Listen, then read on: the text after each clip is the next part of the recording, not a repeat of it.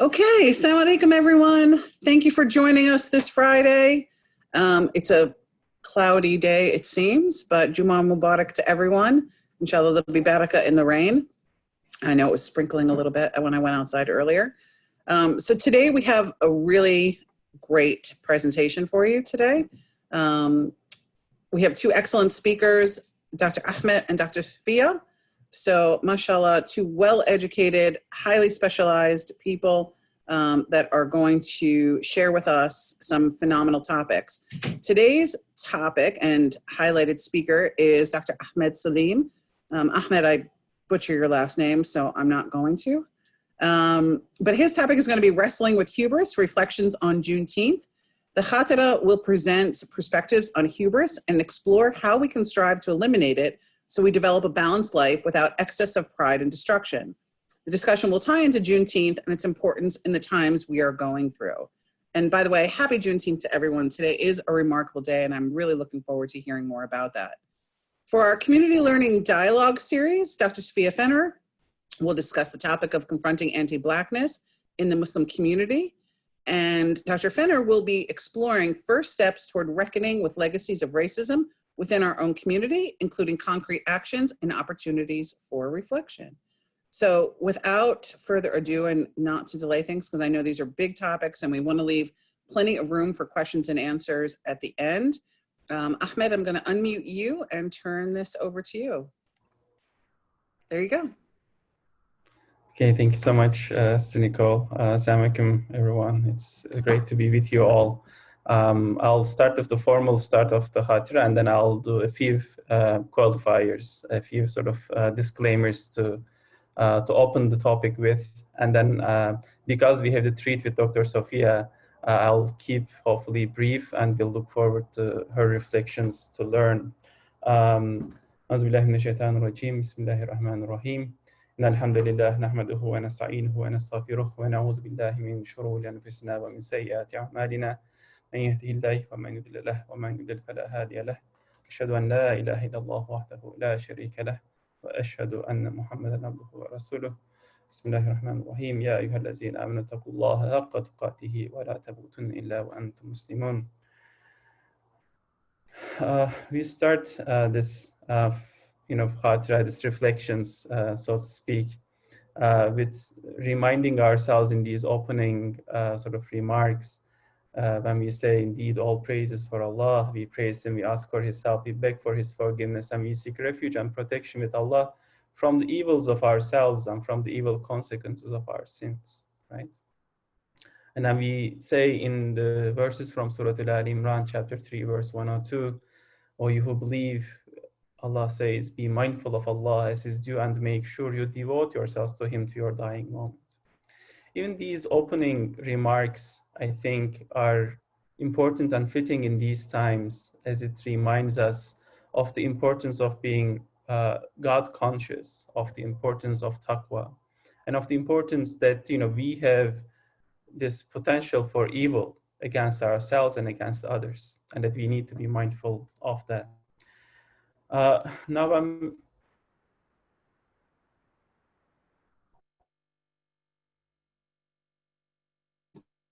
June 19th, especially in this on the idea of all. Now, I believe in 2007, but did not go through the educational system here. Like Juneteenth isn't something that I learned before coming to the United States. After coming to the United States while in graduate school, a few of my African-American friends would celebrate Juneteenth, but it would seem more like something that they did. It wasn't something that's definitely not as broad as we see today. It was definitely not something I think that many of the non-African-American, non-Black Muslim communities in the United States paid attention to. And probably until recently, many of us here on this call might have been rather either uneducated or just hearing and knowing about Juneteenth in passing. So my situation is no different. And of course, we are seeing, learning, many others are educating us, right? about the fact that, 1865, June 19th, was when General Rader, went to Galveston, Texas, to now sort of, pronounce the quote unquote formal end of slavery. And yet we also know and learn, if we pay enough attention beyond the celebratory tones, that this didn't mean an end of slavery, right? Nor did it mean an end of systematic racism or, different forms of slavery, right? In the United States, if we talk, slavery continued in the form of incarcerated populations being forced to work for no pay. And there were different roundabouts in many states that were found to go as far as enslavement. And yet in our own American Muslim communities, we have paid more attention to enslaved Africans who were brought to the United States, right? After 9/11, when there was this attention to the long history of Muslims in the United States and this process of identifying an American Muslim identity and all of that. So we did learn about all the West African enslaved populations that were brought to the United States, their struggles, the very sort of strong testaments that they brought for us, that they left behind themselves written documents. Now there is a lot more attention on this, and there is a lot more, of course, research on these subjects. And yet when we come back to the Quran and the Prophet and some of the other conversations in our communities, there is unease in our own communities to talk about Islam and slavery. There is also more research on this. There is also more writing on this. And we see different reactions to that, right? So there is, on the one hand, this insecurity that tries to merely say that the Prophet ﷺ in his final khutbah, the Hajj, he did say that there was no difference between, black and white and all of that, which is an anti-racism, which of course was not the case. Or a defense on, looking at, the Quranic verses and then saying that the Quran bans slavery, or our communities have stopped, slavery in the story of, Bilal ibn Rabah. As always, we remember him and we celebrate. So this is all to remind one another that there is, I think, more need for more nuanced discussion and reflection on all these subjects, right? So we cannot merely say that the Prophet's khutbah meant that all Muslims all over the time followed that advice and that strong language around the only difference being in taqwa. That didn't end discrimination, that didn't end people's boasting on tribal affiliation, on imperial goals and many other things throughout history. Nor did the Quranic injunctions necessarily meant that Muslims all over the world were not implicated in unjust systems. This is true for our history in the past. This is true for the current situation, right? So in many ways, if you look in different countries, there is labor laws or labor conditions for migrants workforces are very close to unfortunate situations of slavery. And we do have ongoing issues in our own communities. So I think what I wanted to do is today, of course, to remind one another important points about the idea of hubris, this arrogance that comes and establishes itself as either individual or systemic forms of oppression, different forms of oppression, right?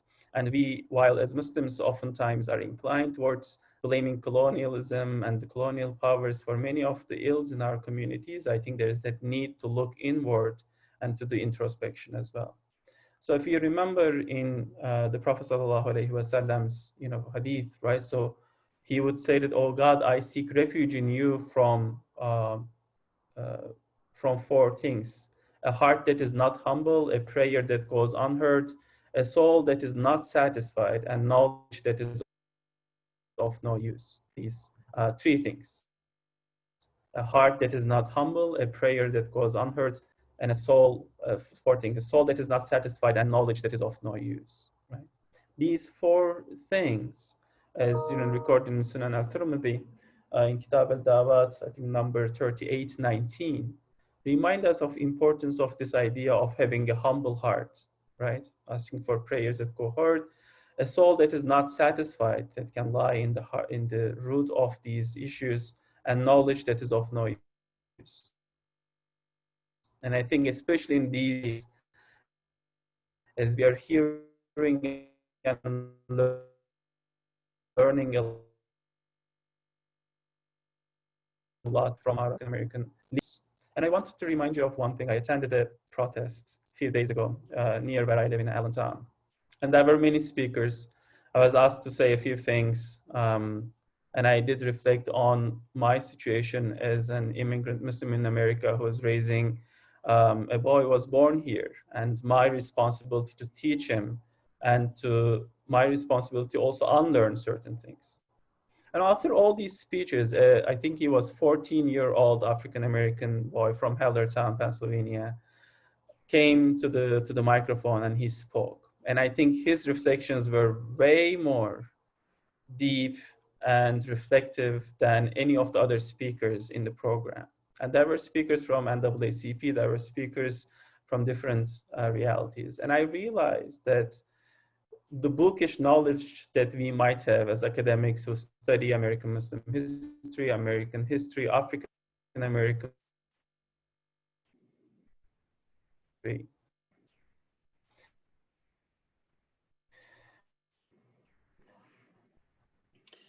Ahmed, we seem to be having is not the same. Poor connection. Okay. Yeah, sometimes your voice goes in and out. Okay, it does seem steady on my end, but I'll try to address this. I hope it's kind of improves. Inshallah. Too many Zoom meetings going on in one household at the same time. Of course. Apologize.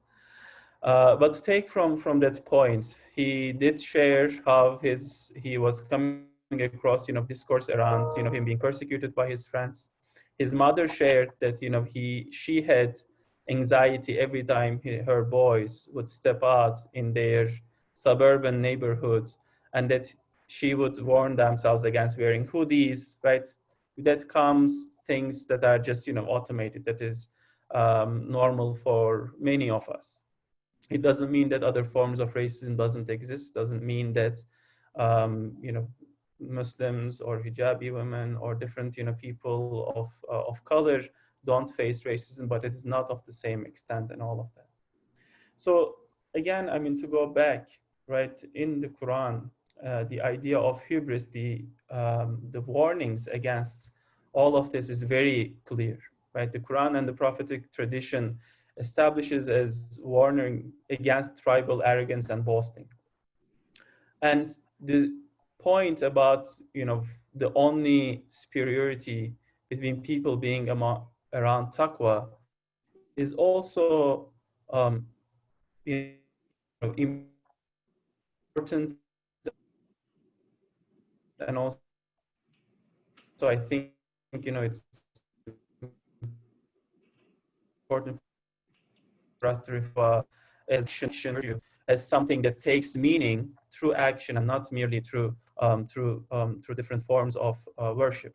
And I think in this we might remember that the verses from Surah Al-Baqarah, chapter 2, verse 177. It's a longish verse, so I wish I had the slides on this computer where I am connected to you.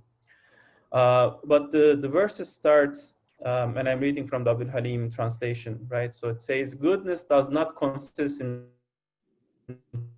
turning your face towards east or west. The truly good are those who believe in God and the last day, the angels, however much they cherish it, to their relatives, to orphans, the needy, travelers, and beggars, and not to liberate those in bondage. Those who keep up the prayer and pay alms, who keep pledges wherever they make them, those are the ones who are true, and it is they who are aware of God. So within this is this idea of freeing, according to some translations, freeing the slaves or ending bondage, among many other things. And I think there is clear signs here for all of us to take our relationship with Allah subhanahu wa ta'ala and our relationship with our own nafs, not merely on the points around, how much we worship and all of that, but on having this broader mindfulness of Allah subhanahu wa ta'ala. And again, different verses from Surah Al-Luqman, chapter 31, verse 18, right? It says, Bismillahir Rahmanir Rahim, وَلَا تُصَعِّرْ خَدَّكَ لِلنَّاسِ وَلَا تَمْشِي فِي الْأَرْضِ مَرَحًا إِنَّ اللَّهَ لَا يُحِبُّ كُلِّ مُخْتَالٍ فَخُورٍ. Allah says, do not turn your nose up at people, nor walk about the earth arrogantly, for God does not love arrogant or boastful people. And the fact is, despite all of these Quranic injunctions and the prophetic tradition, people otherwise continue to oppress others, continue to form forms of superiority, including different forms of slavery. And I think it is important for us as Muslims to be mature and to not merely think that our tradition, it's not a book of manuals. Once it comes, it just changes things. The human experience continues to be impacted by these different forms of superiority and arrogance, and it has not eradicated these different forms of oppression in our own communities, right? And I think this is a point that I wanted to especially emphasize for us to remember as people both who are implicated in different forms of oppression in the United States and worldwide, to keep in focus and to approach our own reality and our own tradition in a mature way, so that we do not come across as merely romantic people who think that Islam as a religion merely just solves everything, but that it is upon us in whatever small way that we have to recognize the many unjust systems that we are implicated in, that sometimes we benefit from, and the fact that, as we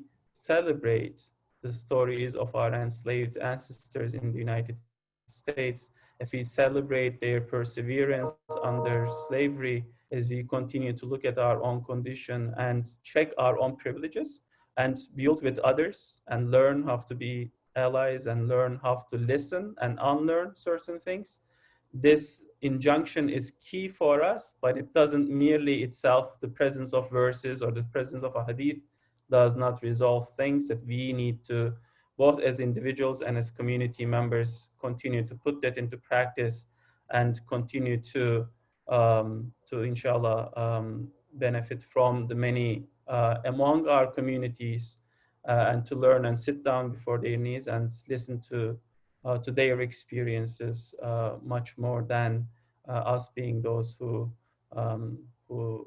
teach, lecture, and all of that. So I look forward to, inshallah, Dr. Sofia's session to learn more. And I hope that these reminders around arrogance, around hubris, that comes and builds this idea of being mutakabbir, this idea of being superior to others, this idea of having that boastfulness, are things that we need to check ourselves if we want to go back to that idea of not doing injustice against ourselves and against others, inshallah. Jazakumullah khair. Thank you so much. Thank you so much, Ahmed. MashaAllah, that was excellent. Sister Gail sent a note saying, thank you for addressing this point, that we all really need to learn how to listen to our Black brothers and sisters, to those that are facing discrimination. Listening is a key point, and trying to understand what it is we can do to help. I'm going to turn it over to Dr. Sofia.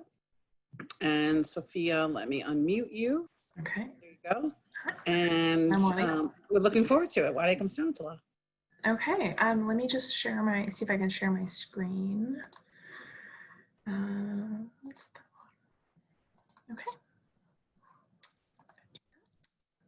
Okay. Can you see what I'm seeing? Which is a screen.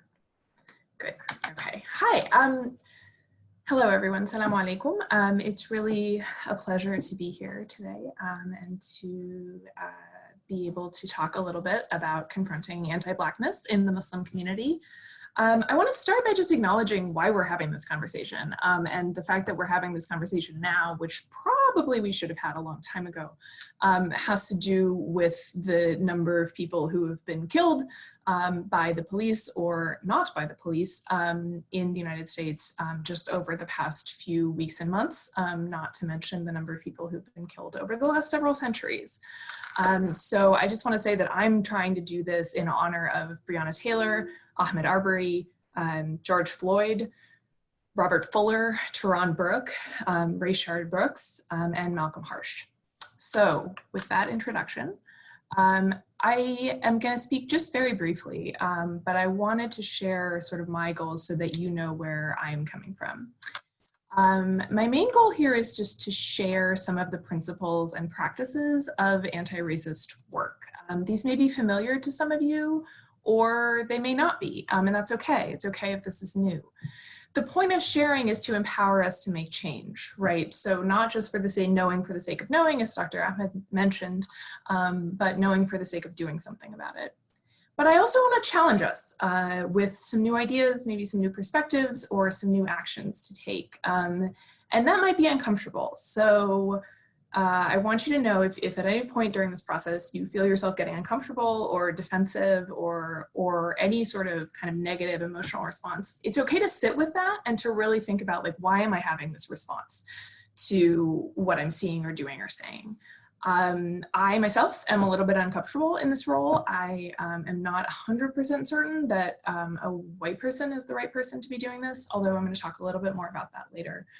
So discomfort is part of this process, and we definitely want to acknowledge it and interrogate it rather than pretending that it doesn't exist. I also want to acknowledge people who've been working on these issues for a long time. So while the sort of national attention to Black Lives Matter is relatively new, the work is not.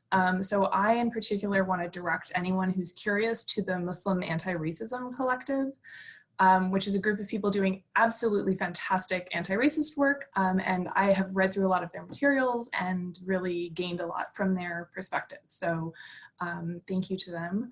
And definitely do go check out the materials that they have available. So I just want to start with the very basics. So what is anti-Black racism?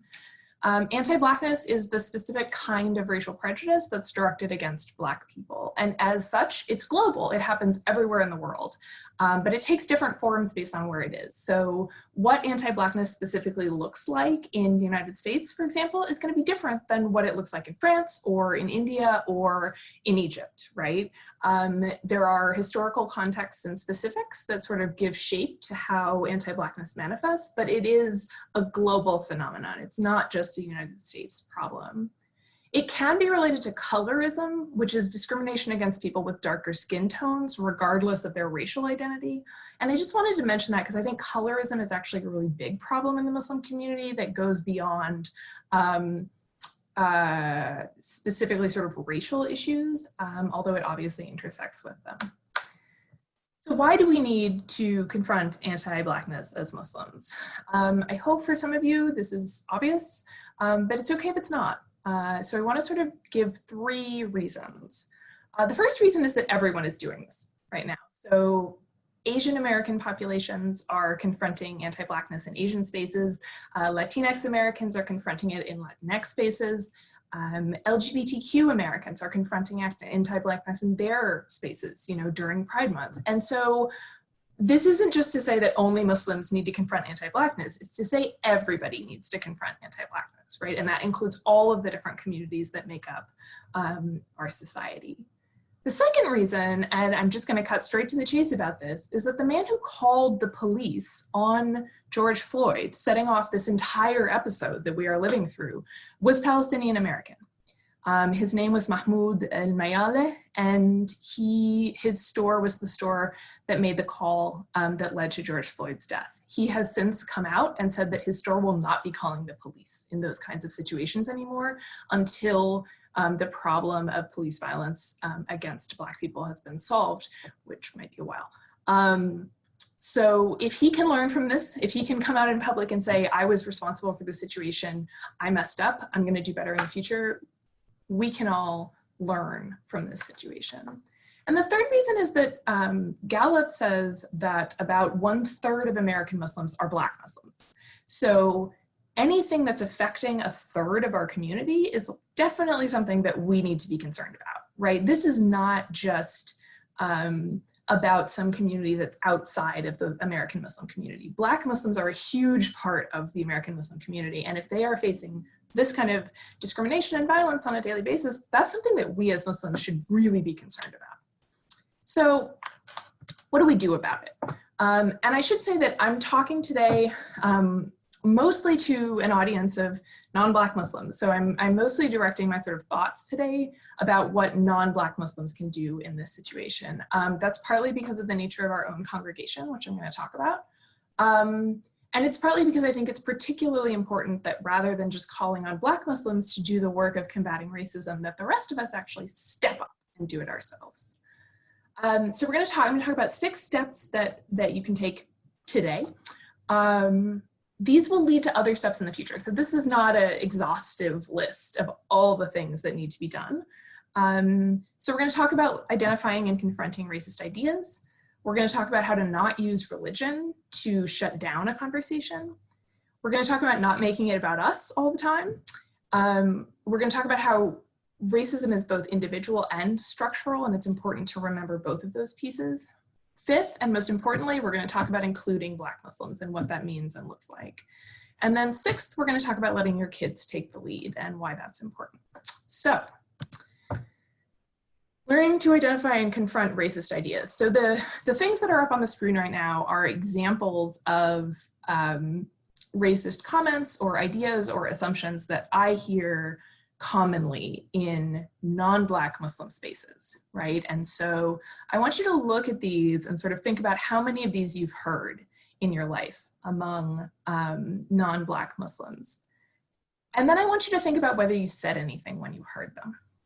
So one of the things that we need to change is that we need to stand up and say, hey, this is not appropriate. This is not okay. This hurts members of our community. And rather than just sort of thinking to ourselves, oh my gosh, I can't believe that person said that, we have a real responsibility to do something about it. So how do we do that? This can be hard for people. One thing you want to do is think about whether you want to confront someone in public or in private. This is going to depend on your relationship with them, on the situation itself. It's going to depend on a lot of things. So sort of using your own emotional intelligence to think about whether a private talk is going to be more effective at changing someone's mind or behavior than sort of a public confrontation. The second thing is it's really important to practice ahead of time. This sounds silly, but often in the moment we sort of freeze up and we're not sure what to say. And then later on we think of something that we should have said and wish that we had said that, right? So you can practice in front of your mirror what you're going to say to someone the next time that they make an anti-Black comment in a Muslim space, right? Or outside of a Muslim space. You can practice that over and over again. And the more you practice, the more you'll get comfortable so that when you're actually in that moment, which can be stressful, you actually know how to respond and you have your response planned out. It's also really effective to share your own story of growth. So one of the most effective ways to talk to someone who says or does something that you think is unacceptable is to say, hey, you know, I used to say things like that too. Or, you know, when I was growing up, people around me used to do that too. But I learned more and, you know, I've changed my mind about this. You know, if you can share your own story of growth rather than just saying, you know, you're a terrible person because you said that, right? It's going to help other people have the space to change their minds. And letting people change their minds without accusing them of hypocrisy is a pretty good organizing tool in this kind of a situation. The other thing is that you're going to mess up. I'm going to mess up probably in this presentation. You're going to mess up while you do this. That's okay. That's part of the process. You apologize, you take responsibility for what happened, and you learn and you keep going, right? So you don't want to use your own mistakes as an excuse to stop trying, right? Which I think is really important. Okay, 2, not using religion to shut down the conversation. So this is very much related to what Dr. Ahmed was talking about. This is a bingo card that was sent to me by a couple of young Muslims who are doing anti-racist work. And it's basically, the sort of joke is that you hear these phrases and arguments so often when you talk about anti-Blackness in the Muslim community that you could almost play bingo with them. And I really want to draw your attention to the free square at the center, which is the most valuable square on a bingo card, and it's Bilal, right? So often Muslims' first instinct is to say, well, actually, you know, whether it's the Prophet, peace be upon him's last sermon, whether it's Bilal, whether it's these sorts of arguments that like Islam is not racist. I get that impulse. I understand why the impulse is to sort of try to defend the Islamic tradition. But what it usually does is actually shut down conversation. So you want to resist the temptation to say something like, there's no racism in Islam, or to quote Quranic verses or hadiths that talk about equality and racial justice. Instead, try listening and validating the feelings that are being expressed. So someone is telling you something, often because it is causing them harm. And what you want to do, instead of trying to defend the Islamic tradition, is focus on how you as a Muslim can better live up to Islamic ideals, right? So you don't want to use the religious tradition as a shield so that you don't have to talk about racism because there's no racism in Islam. You want to use the religion as a guide and an aspiration such that you can actually live up to those values, okay? And this is related to point 3, which is about not making it about us.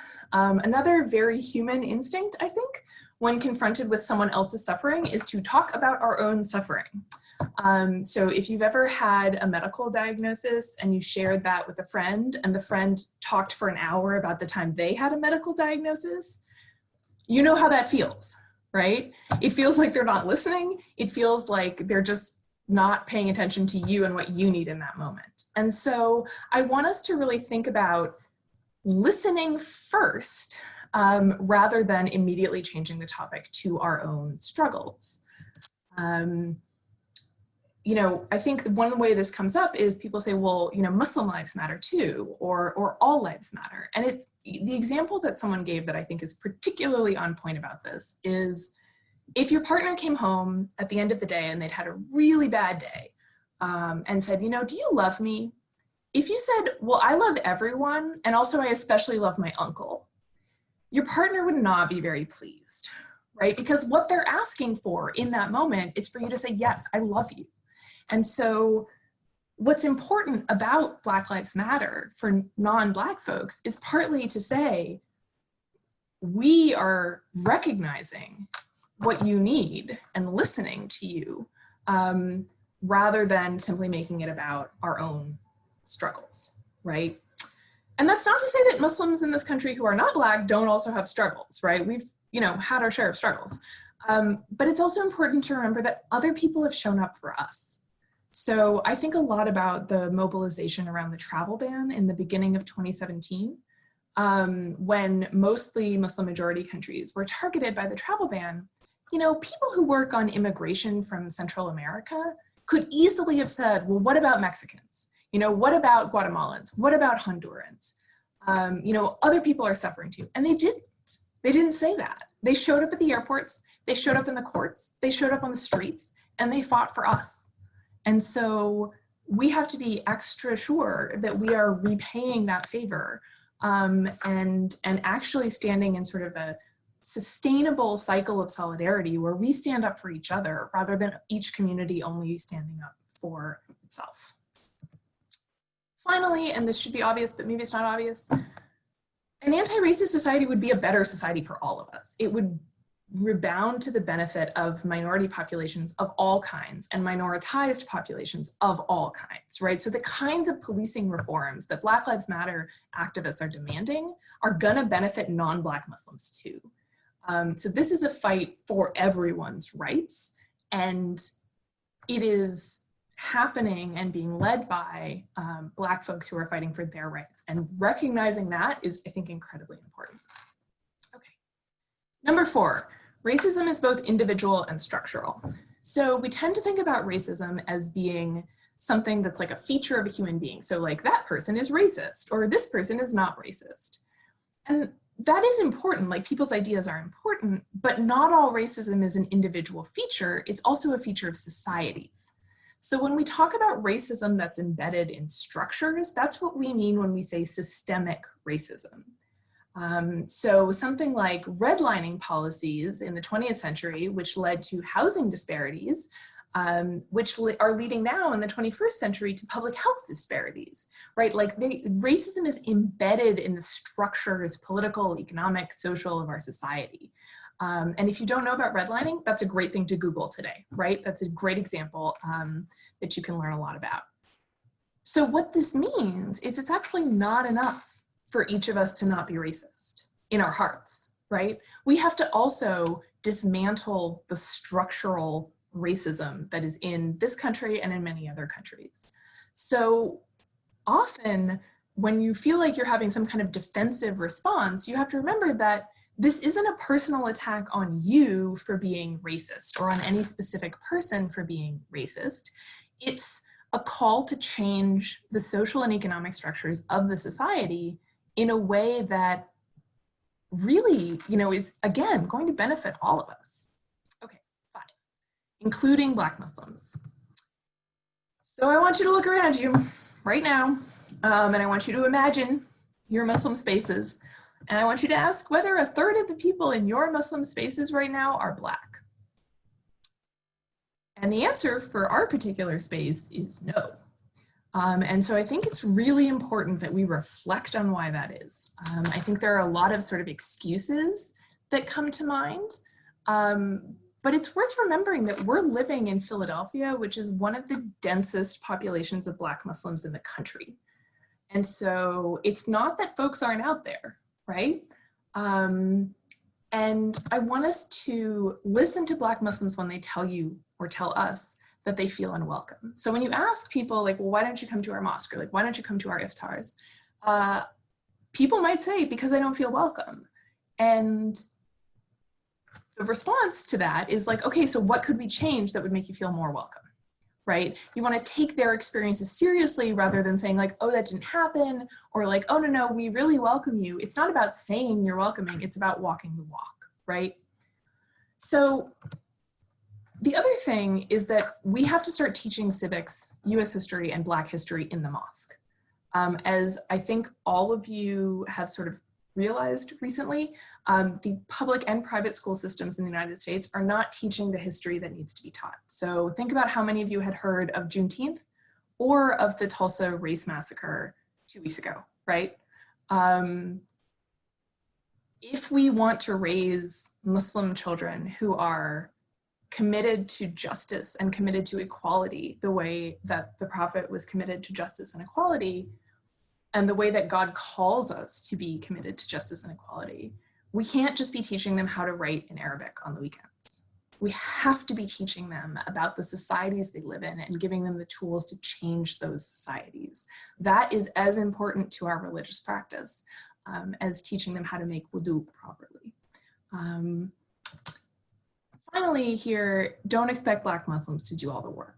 So despite my own ambivalences about whether a white person is really the right person to be having this conversation or to be leading this conversation, one of the reasons that I decided to do this was that I didn't want all of that work of laying this stuff out and of sort of talking about anti-racism to fall on the shoulders of Black Muslims, because that's who's being asked to do it right now. And we have to, as a way of allowing Black Muslims to be authentic human beings with their own lives and interests, we have to do a lot of the work of anti-racism ourselves. So how do we do that? Like, how do we educate ourselves? So these are a number of leaders, thought leaders, Black Muslim thought leaders, mostly American, a couple are British. And I want you to look at these faces and just be honest with yourself about how many of them you recognize. And thinking about whether if you would recognize, an image of Hamza Yusuf or Omar Suleiman, like why don't you recognize these people? I'm going to give you the names, and I'm happy to share the names elsewhere in the chat or an email. I want you to pick one of these people today, right now, and say that you're going to go look them up on the internet this afternoon. Okay? It'll take 5 minutes. But there is so much out there. There are so many Black Muslims who are out there doing amazing things that have to do with racism specifically and things that don't have to do with racism specifically. And it's on us to sort of get out there and do that research. So I'm giving you the first step, and I want you to pick someone and go do a little bit of research this afternoon. Okay. Finally, let your kids or grandkids take the lead. I teach Gen Z students, and I have been at actions that were organized by Gen Z folks in the past month or so, and they are amazing. They instinctively get things about allyship and solidarity and justice that I think come a lot harder to older generations. And you know, when they mess up, they take responsibility, they apologize, and they do better next time. I mean, they're really extraordinary to watch. And so I want to tell you that while Muslims often worry about, you know, passing our values on to our children, we got to recognize when our children have values that we need to learn from them. And this is one of those times. So if your kids or your grandkids have been pushing you over the past few weeks on these kinds of issues, you should be grateful, because that means that they don't think you're a lost cause. It means that they have hope for you, and the same way that, you know, you obviously have hope for them. And I really want to encourage you to listen to your kids, listen to your grandkids. They're right about this, and they really can show us the way forward. So on that note, I'll close, and I'm happy to answer any questions. Excellent. Thank you so much, Sophia. This was amazing. We have lots of comments. I'm going to go through some of them. I'm going to make a few of my own first, and then we'll go through some of these comments one by one. I think one of the points you made that really sat with me, especially as part of the board of this community, was teaching Black history and civics in our mosques. I think this is critical, you know, and to expand that further, you know, history in general, as it is, you know, we are not hearing stories about African Americans properly in the schools, as you mentioned. We're not hearing the Palestinian story. We're not hearing so many of these stories. Not that one is more important than the other, but as Muslims, we need to give our children the education we want them to have, not look to others to do that. So excellent point on that. I thought that was fantastic. And I think, you know, the big point about what you said about our children teaching us. So this ties to last week's Khatera, where Ibrahim spoke about the hadith where we're taught to respect our elders, but so many people forget the second part of that, where, you know, it's respect your elders, but be kind to the youth and listen to them. So mashallah, I think it's critical that we engage with our youth as a community to listen to them, to hear what they have to say, and to learn from them. Because as we grow, our minds close, unfortunately, because we have life experiences that have cemented us in what we believe and what we think we believe. But our children's minds are still so open, they're still sponges. So it's important for us to listen to them and really hear them, mashallah. But I don't want to talk too much myself. I do want to get to some of the comments. So let me read some of these comments. Brother Ahmet, Sister Maha said, thank you for addressing the point of pride, ego, and supremacy. Mashallah, it was critical that we remember to check our own pride and ego. I'm actually going to unmute both of our speakers, so this way, if there's a need for them to respond. So Ahmed, I think you may have muted your, yeah, there we go, you're unmuted. Okay, excellent. Sister Samina said, listening and validating the concern is good. Lots of times it gets to the root of racism, and in my experience, it's been culturally ingrained. I'm talking specifically about South Asian Muslims. So as we know, culturally, there's so many issues of racism and classism and colorism within the Muslim community. So those are things we need to be conscious of to try to avoid making the same mistakes. And the point of using religion, Islamic tradition to be defensive and shut down a conversation on race is critical. It'd be interesting, Sophia, if you could send me that bingo board. Sure. First of all, some of them, clearly I'm an old fogey because I didn't even understand some of them. But there was a number of them that, yeah, I've heard. And the point about racism in Islam, yes, holistically, ideally, there is no racism in Islam, but practically, there's so much of it. So your point about striving to attain the Islamic ideal is what we should be looking for, not using that point to say, oh, there's no racism in Islam. Clearly there is. You know, I think we have to be practical about what we say. So if you could share that bingo board with me, I will share it in our group. Brother John said one thing that people in the States can stop doing, and I'm going to unmute him in a moment to talk about this further. One thing that people in the States could stop doing is referring to people as black, colored, or white. Reminds me of apartheid in South Africa, where colored labels promote the system of apartheid and was used to categorize people for systematic racism. I'm from New Zealand, and we always refer to people by culture, country, or ethnicity, not the color of skin. So I'm going to unmute you, Brother John. So you're unmuted now. Can you hear okay? Yeah, can you guys Okay, excellent. So I take your point, and I would ask that you think about that in the context of American society. A lot of African Americans, unfortunately, don't know their culture or country and where they come from. So how, even Islamically, and Ahmet or Sofia, perhaps you can comment on this, between the three of you, let's see if we can come up with a better solution. I know even Islamically, we're not supposed to describe one another by our physicalities. So what would you suggest? What are terms that we could use that would be more appropriate? You know, coming from New Zealand, where colonization happened in a very different way than it did in the States. So when we refer to people in New Zealand, we refer to them either you're American, we don't differentiate whether you're black American, white American, or colored American, you're just an American, you know, or you're Australian, or you're Indian, or you could be Polynesian or Asian. I mean, but we don't label people based on the color of their skin. If you don't know where someone's from, you can ask them, start a conversation, if that's required. You know, so I don't think there's any easy answer. And I'm not a historian. There's plenty of people on this call that are experts in this field. I'm not. My observation is that I think that the labels of black, white, and coloured are part of what happened with slavery, and even before slavery, possibly, where it was a designation based on coloured, you know, the colour of people's skin, you know, to put them into to profile them, you know, to put them into the systemic racism that occurred back in slavery and beyond. So, you know, and I don't know. You know, Hibba, my wife, would probably have an answer as well on this. And of course, Sofia, you know, the experts, they may have a better answer than that. But you know, I just came up in a culture where we didn't refer to people by the colour of their skin.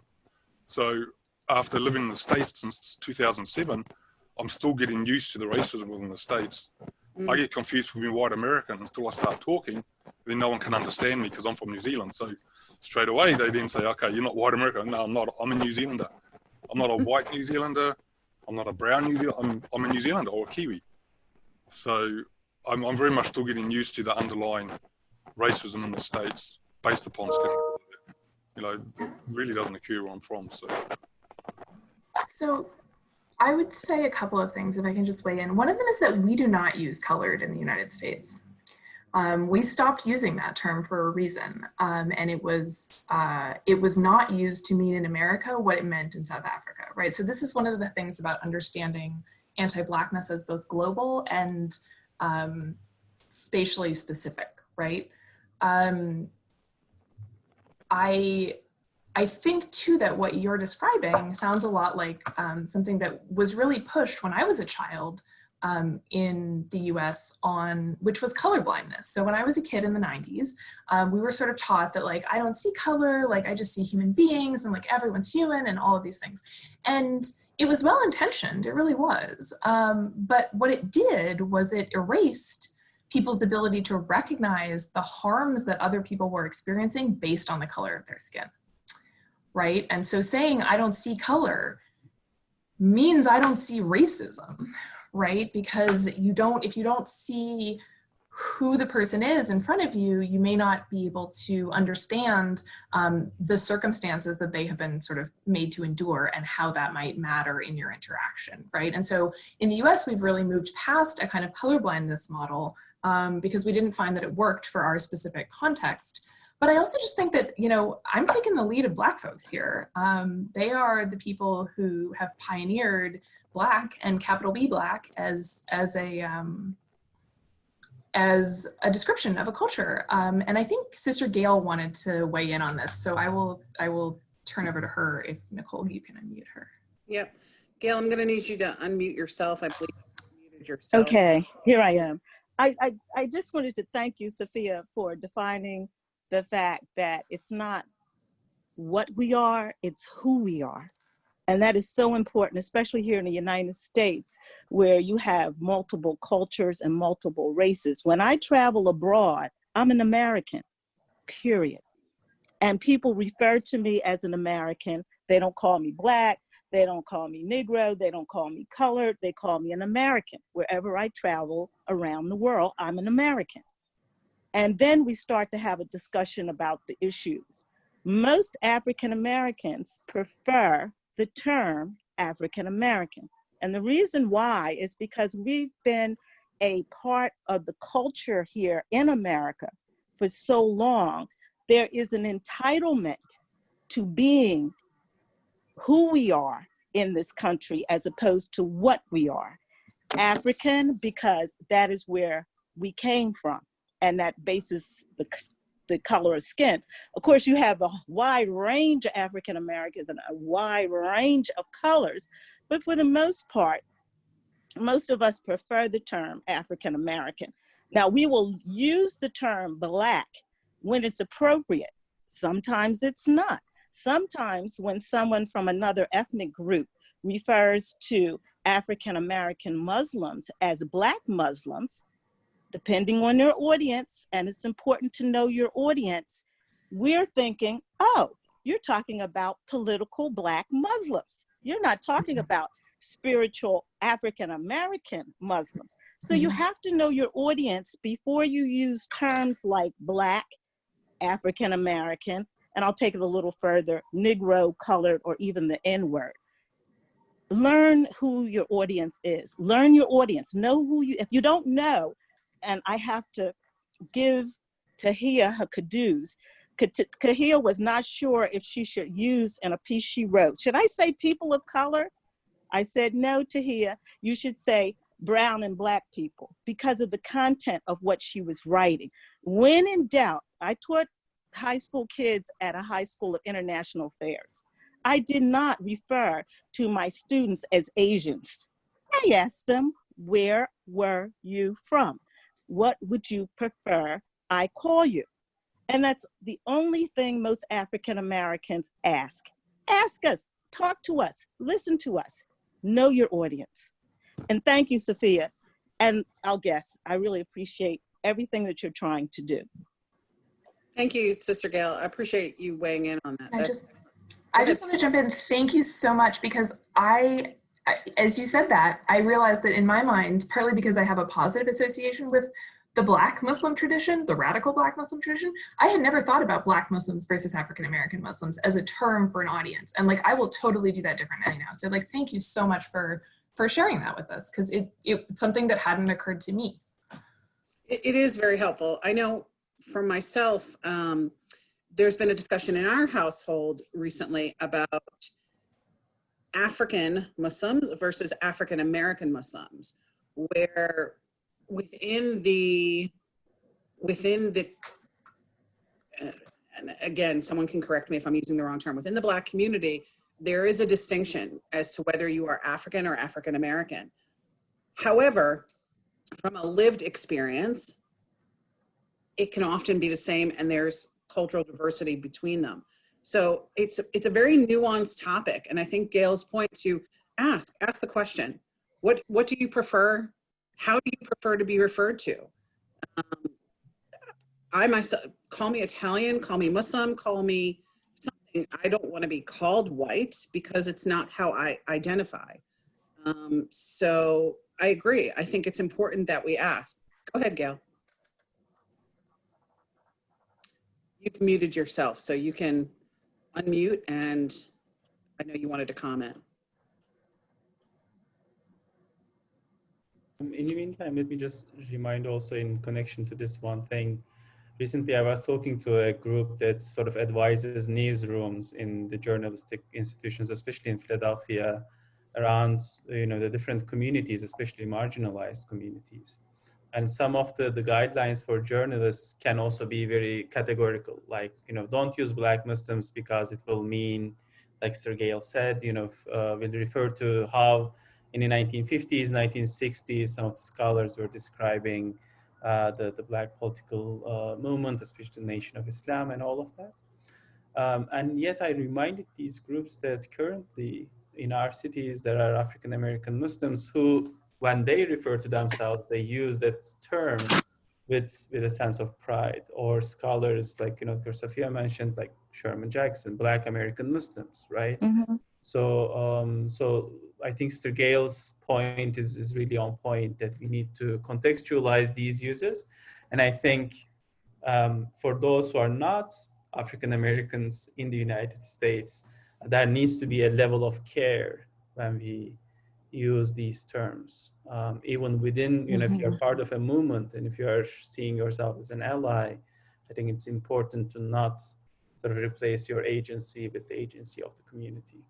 Yeah, please ask, because sometimes it's generational. A lot of times it's generational. So the best thing to do, instead of my asking a Vietnamese student, are you Asian? I'll ask them, where are you from? Or what do you prefer being called? And this is very sensitive subject, because you have Africans like Nigerians from the continent of Africa who will tell you, I'm not African American, I am Nigerian American. And that is why we have embraced the term Africa or African American, because it sort of includes all the different countries and nationalities in Africa of where we could be from. So it's important to ask. And thank you so much for listening. Thank you. Thank you, Gail. Appreciate that. Okay, so I'm going to move on to the next comment. And I believe Sister Sofia mentioned some points of action that we could take in our communities. Dr. Ahmed, Dr. Hamid had asked, what can we do in our mosques? And I think your suggestion in regards to educating our students, in your suggestion, asking people, why do you not attend our events or our iftars or things like this? So really reaching out to various communities and saying, what can we do better? Do you feel welcome? Why are you not coming? And listening to what they say and incorporating that as a board, as a community. So I think those points are important. I know Sister Tahia has sent around some educational opportunities for the board itself on diversity within our communities.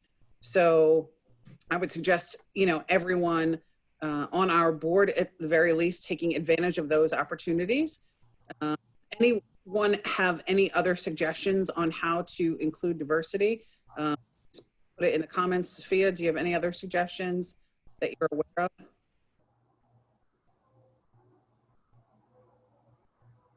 Well, can I just talk? Sorry, I was able to type something, but no, I just want to say that this online situation that we're in is kind of a bummer for a lot of reasons, but it actually makes some things really much easier, because we don't have to be physically in the same location as someone else. So we could invite people to speak, who maybe they're in LA, maybe they're in Oklahoma, cast our net a little bit more widely, and think about, given that we're all online now, how could we use that to our advantage to bring in like a wider array of Black Muslim voices, African American Muslim voices in general. I think we should really take advantage of that. Agreed. I think that's an excellent suggestion. Ahmed, anything you've come across in your travels? Two things. One is, when I do African American Muslim history and legacy sort of workshops in mosques, sometimes African American members of the mosques would approach me and mention these trainings take place in quote unquote the immigrant mosque spaces. They would mention how much discrimination that they have faced, or how much they haven't felt the sense of belonging, even though they've been part of that community for many years. Mm-hmm. And when I shared it in privacy with anonymity with the board members, they are oftentimes surprised that that was the case. So I think the listening channels are not there. And because our mosque spaces are democratic spaces in some ways, right? Someone might come in and then some community member might show signs of racism that may not be, structural. Because those communication channels might not be there, I think there is also miscommunication. So I would encourage that the mosques, the boards, to establish those channels better, and then to very clearly say, if you face racism and discrimination in our space, reach out to us. I think that is important, one. And I think the second point is on that, the idea of youth oftentimes being shut down or cultural norms coming into this place, which leads to many people not coming to the masjid space, being unmasked, and that is lost treasure, that is lost opportunity for more conversation. So I think those two things can be added to the very helpful action items that Dr. Sofia mentioned. Great point. I think saying clearly, if you experience discrimination or racism within our community, please speak up. We want to listen. So that's a great point. Sister Hiba. Maybe just so, Nicole, that I think maybe a community board in addition to the mosque board might be helpful, because then there are levels of hierarchy that might prevent. So I think those, that in our nonprofit spaces too, that is slowly, taking place. So I think that's also helpful. For sure. And I think as this community develops some critical mass to it, we'll have those varying levels of hierarchy. At this stage, I think we're so small that right now we're garnering feedback and information from everyone. We want to hear from everyone. We're trying desperately not to make this a community based on just the thoughts and feelings of the board. So we are encouraging and looking for feedback and input from the community. For all those listening, for all those who watch this, please give us your feedback. We asked this over the past couple weeks, and sadly to date we have not received much. So we really are looking for feedback. So please email us, call one of our board members if you know us personally, but we are interested in your feedback and we'll take it seriously. So please submit that. Sister Hiba said, Jazakallah khairan, Sister Sofia, wonderful act of allyship today. I would only add that part of how we truly engage the problem of racism in our Muslim communities is to develop a culture of critique that is decoupled from cultural norms of respect. Really good point. In many mosque communities, if we critique, it is often construed as disrespect, would lead to silencing and self-censure. Fantastic point. That's a great point. We have to open our ears to criticism without taking it personally, like it's been said. This is not a sign of disrespect. It's a sign of respect that, like you said, Sophia, people think we can still learn. So I think that's important.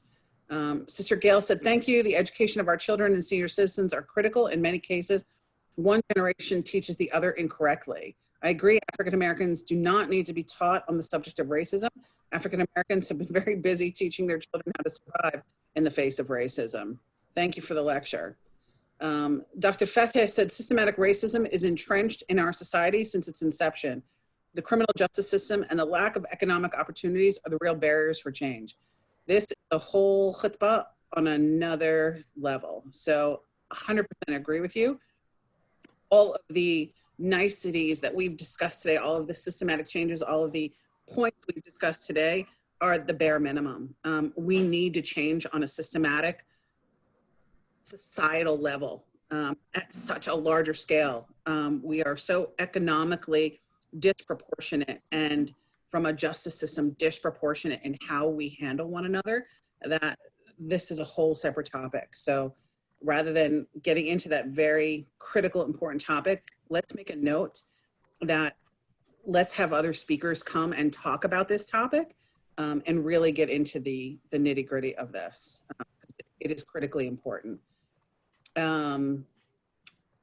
And what action items should we be doing beyond education and sharing knowledge?